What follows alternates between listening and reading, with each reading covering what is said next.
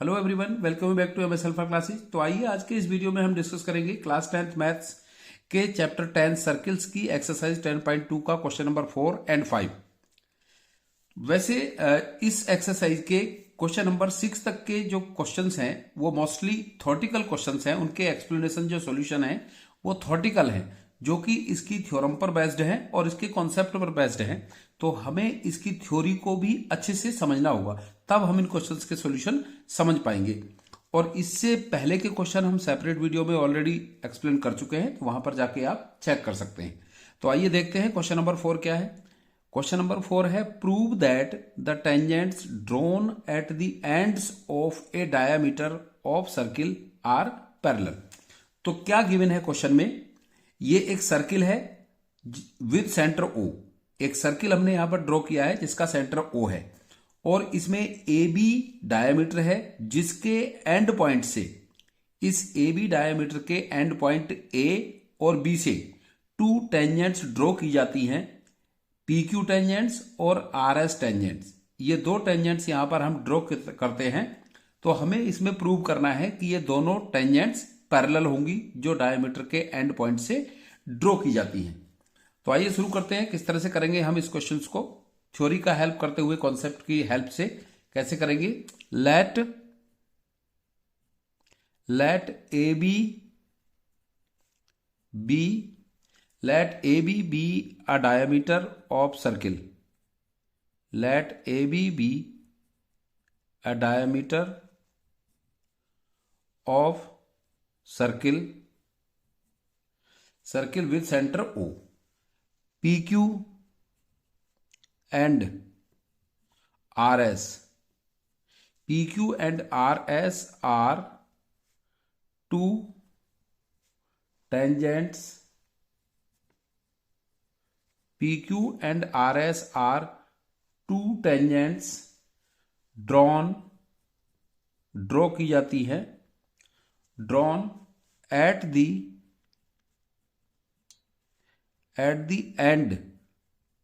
ends of diameter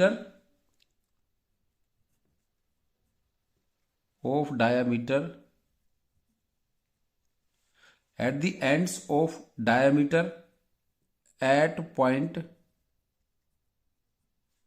A and B।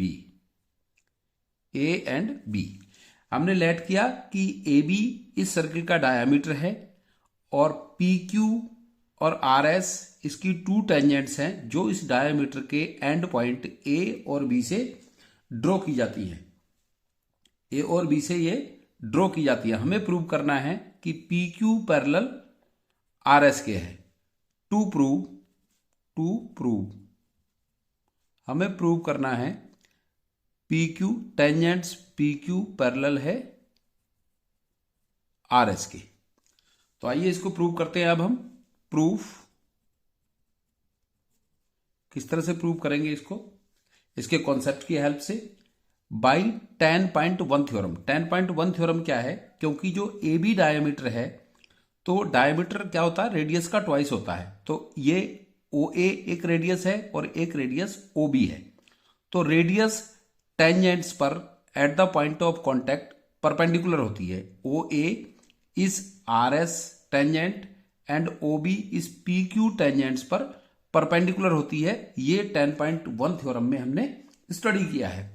So by theorem 10.1, पहले हम यही लिख लेंगे स्टेटमेंट इसका, by theorem 10.1 O A perpendicular R S और A perpendicular R S and O B perpendicular P Q. पहले हम यही लिख लेंगे क्योंकि रेडियस टेंजेंट्स पर at the point of contact पर परपेंडिकुलर होती है। तो जब ओ ए आर एस पर परपेंडिकुलर है, ओ ए परपेंडिकुलर है आर एस टेंजेंट्स पर, so angle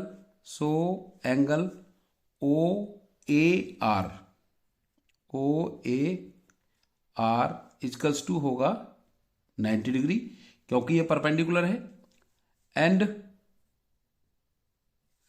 angle O A OAS also equals to 90 degree.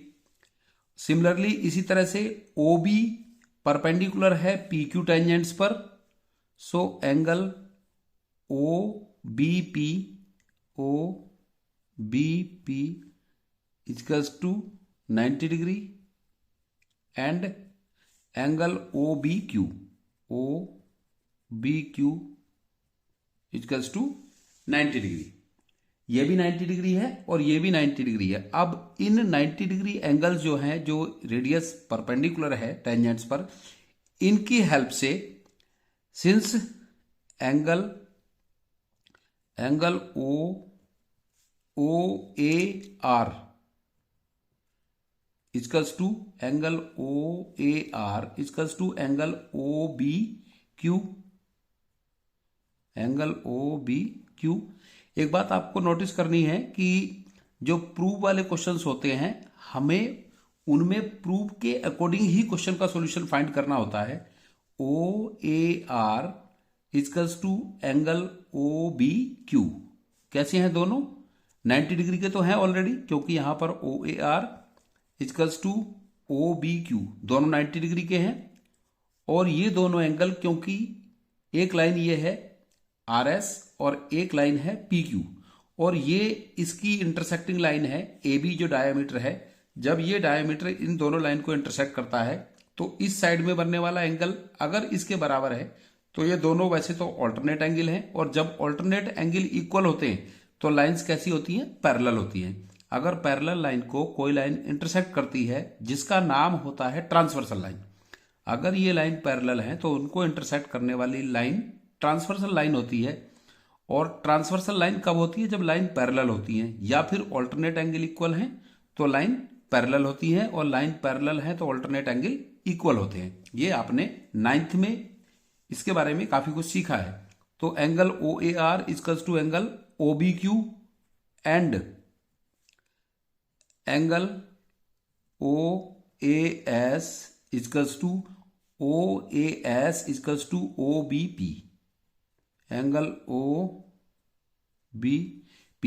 अब ये दोनों ही पेयर जो हैं एंगल्स के इक्वल क्यों हैं? क्योंकि सभी 90 के हैं तो इक्वल होंगे, बट हमने उस तरह से पेयर लिए हैं OAR equals to OBQ and OAS equals to OBP, दोनों ऑल्टरनेट साइड के, एक इधर से एक इधर से। किस तरह के एंगल है ये पेयर्स इंटीरियर ऑल्टरनेट एंगल है। इक्वल तो हैं बट ये इंटीरियर ऑल्टरनेट एंगल भी हैं, ऑल्टरनेट एंगल्स हैं। और जब ऑल्टरनेट एंगल्स इक्वल होते हैं, सिंस ऑल्टरनेट इंटीरियर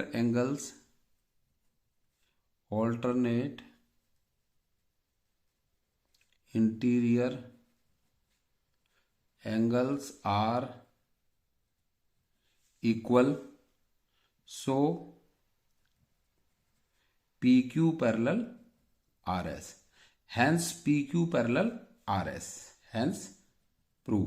जब ऑल्टरनेट इंटीरियर एंगल इक्वल होते हैं तो लाइन पैरेलल होती हैं, और जब लाइन पैरेलल होती है तो ऑल्टरनेट इंटीरियर एंगल्स इक्वल होते हैं। जैसा कि मैंने बताया था कि इसके क्वेश्चन नंबर 6 तक थ्योरेटिकल क्वेश्चंस हैं जो कॉन्सेप्ट बेस्ड हैं, तो उनको थोड़ा सा हमें उसकी थ्योरी के बेसिस पर समझना होगा। अब नेक्स्ट क्वेश्चन है क्वेश्चन नंबर 5। क्वेश्चन नंबर 5 में क्या है? Prove that the perpendicular at the point of contact to the tangent to a circle passes through the centre. इसमें सिचुएशन डिफरेंट है। हमें यहां पर यह प्रूव करना है कि किसी टेंजेंट्स पर जो परपेंडिकुलर होता है, किसी टेंजेंट्स पर, सर्किल की टेंजेंट्स पर जो परपेंडिकुलर होता है, वो परपेंडिकुलर उसके सेंटर से पास होता है। हमें इसमें यह प्रूव करना है। तो यहां पर हमने ये एक सर्किल ड्रॉ किया है विद सेंटर O, और AB एक टेंजेंट्स है जो इस सर्किल को P पॉइंट पर टच करती है, इंटरसेक्ट करती है। तो हमें प्रूव करना है कि ये OP लाइन इसके सेंटर से पास होती है। तो यहां पर हमें थोड़ा कंट्रडिक्शन की हेल्प से इसको शो करना होगा। हम इसको बजाय हम कोई दूसरा सेंटर कंसीडर करेंगे और फिर उसको कंट्रडिक्ट करेंगे कि अ circle has only one centre and the line drawn from the center to tangents that is perpendicular only can be passes through its center। तो इसको शुरू करते हैं, इसको समझते हैं इसको कि किस तरह से करेंगे हम थ्योरी का हेल्प करते हुए। लेट ए सर्किल, ये हमने एक सर्किल ड्रॉ किया है यहां पर। Let a circle with centre O, let a circle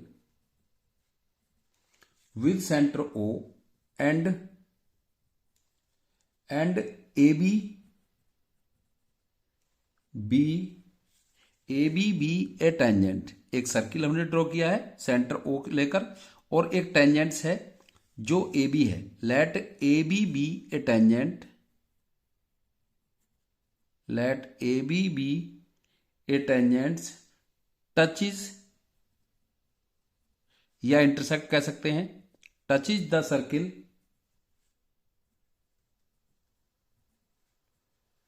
at point P। अब हमें इसमें प्रूव करना है, टू प्रूव, जो हमें इसमें प्रूव करना है, क्या प्रूव करना है? A line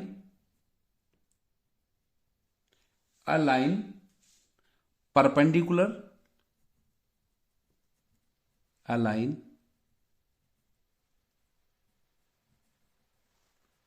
perpendicular to AB, perpendicular to AB at a line perpendicular to AB at point P, at point P passes through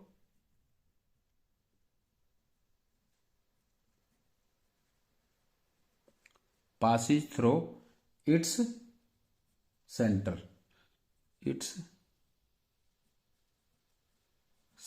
O। ये हमें इसमें प्रूव करना है कि एक लाइन जो टेंजेंट्स पर परपेंडिकुलर है इसके सेंटर O से पास होती है, ये हमें इसमें प्रूव करना है। तो करते हैं इसको प्रूव, किस तरह से करेंगे थ्योरी का हेल्प लेते हुए। प्रूफ करते हैं इसमें कि हमने लेट किया, ये प्रूफ का ही पार्ट है। हमने लेट किया, सपोज इसका सेंटर ओ डैश है,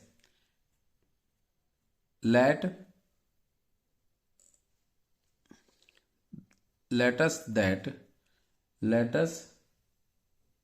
that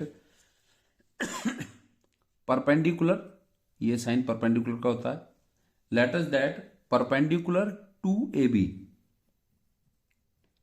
let us that perpendicular to AB at point P does not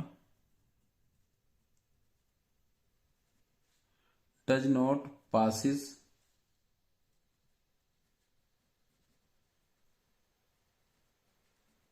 through center O। हमने ये कंसिडर किया, इसमें लेट्स किया हमने कि जो परपेंडिकुलर है ए बी पर, वो सपोज इसके जो पी पर परपेंडिकुलर है इसके सेंटर से पास नहीं होता है। हमने ये कंसिडर किया कि ये सपोज इसके सेंटर से पास नहीं होता, एंड इट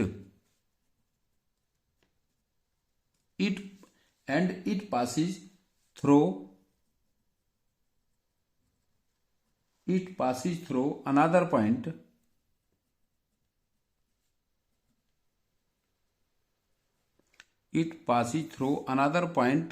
O dash, इस passes through another point O dash। हमने ये कंसिडर किया कि सपोज ये जो परपेंडिकुलर है इस ए बी टेंजेंट्स पर at the point P does not passes through its centre O। Suppose ये O से पास नहीं होता और ये O डैश से पास होता है। हमने यहां पर इस तरह से कंसिडर किया।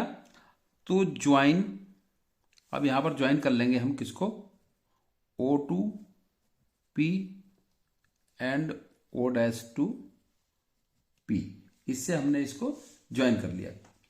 अब जो परपेंडिकुलर है, परपेंडिकुलर टू ए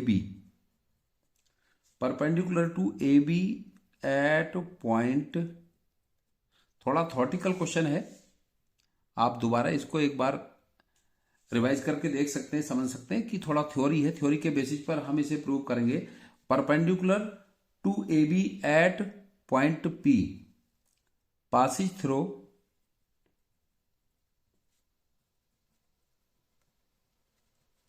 हमने माना कि ये जो लाइन है, इसका सपोज किया हमने कि जो परपेंडिकुलर है ए बी पर पॉइंट पी पर, सपोज ये पास करता है कहां से, ये passes through O dash, O dash से पास करता है। जब ये ओ डैश से पास करेगा तो by 10.1 theorem angle O dash P B equals to होगा 90 डिग्री, और इसको हम इक्वेशन 1 कंसिडर कर लेते हैं और यहां पर लिख देंगे हम by theorem 10.1।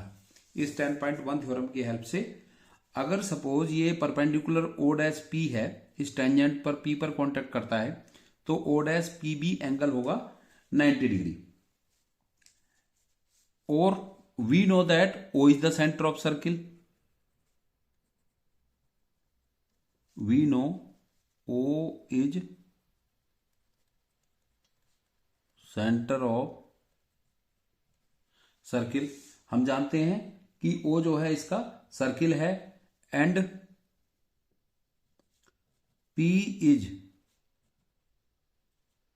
Point of contact to tangent, point of contact to tangents, so angle O P B equals to, ये भी 90 डिग्री होगा, और इसको हम कंसिडर करते हैं इक्वेशन नंबर 2। तो from equation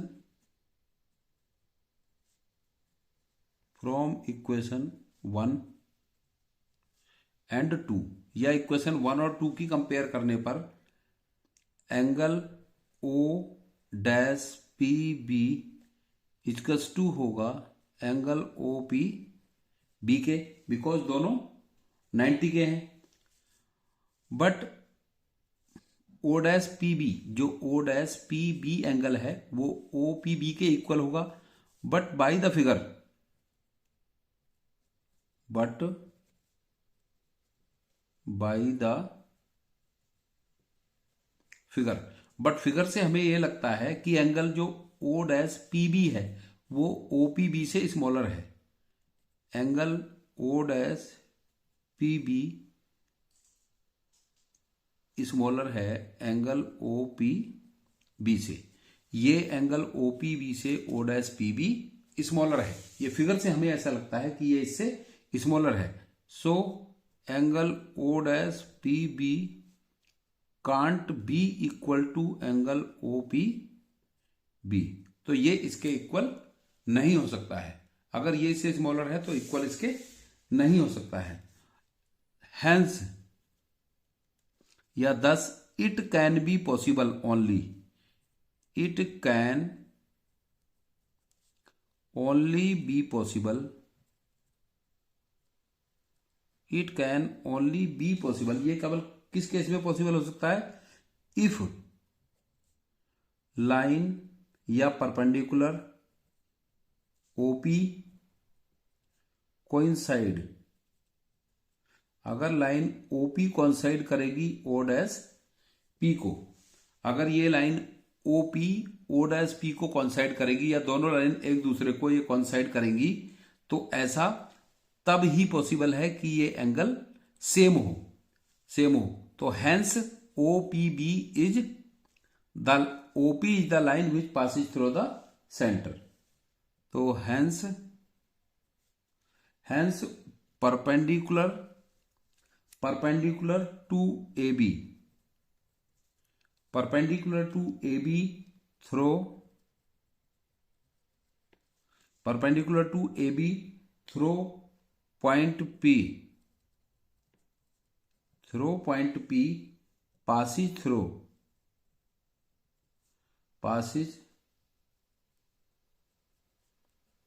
throw its centre O. So केवल इस केस में ही ये लाइन इसके सेंटर ओ से पास हो सकती है अगर ओ डैश पी बी और ओपी बी या ओ डैश पी और ओपी लाइन एक दूसरे को कंसाइड करेंगी, तब ही ऐसा पॉसिबल है। यहां पर हम हैंस नहीं 10 लिखेंगे, क्योंकि अभी ये हैंस कब लिखते हैं, लास्ट में जब हम प्रूव कर देते हैं। thus it can only be possible if line OP coincide O dash P, hence perpendicular to AB through point P passes through its center। इसका मतलब ये है कि ये जो हमने कंसिडर किया था O dash P परपेंडिकुलर है, तो ये इस फैक्ट को कंट्राडिक्ट करता है कि only OP is the perpendicular that passes through the center and touch this AB tangents at point